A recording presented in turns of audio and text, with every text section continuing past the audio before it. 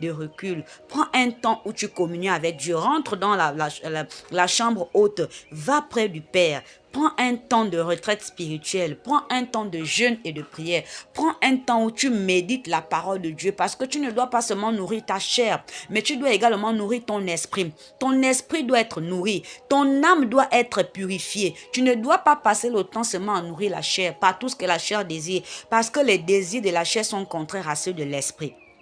Alors mon frère, ma soeur, je voudrais te dire encore une chose. Dieu n'a pas encore dit son dernier mot dans ta vie. À quoi te servira-t-il de gagner tout l'or du monde si tu perdais ton âme? Alors nourris ton âme, nourris ton esprit par la parole de Dieu. Passe du temps dans le recueil avec Dieu.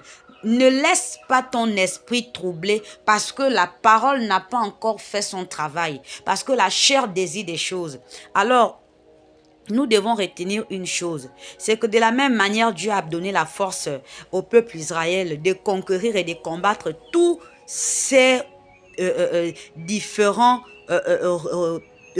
peuples, que ce soit les Cananéens, que ce soit les Hétiens, les Éviens, les Phérésiens, les Gérasiens, les Amoréens et les Jébusiens. Dieu également peut t'amener à conquérir tout ce qui te revient de droit.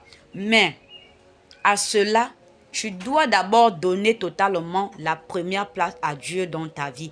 Un témoignage que je vais vous rendre. Le Seigneur m'a fait grâce une fois lorsque j'étais dans un atelier de formation. Alors, au deuxième jour de cet atelier, pendant que j'étais en salle en train de travailler avec les autres, j'ai entendu une voix qui me disait « Va dans les vestiaires ».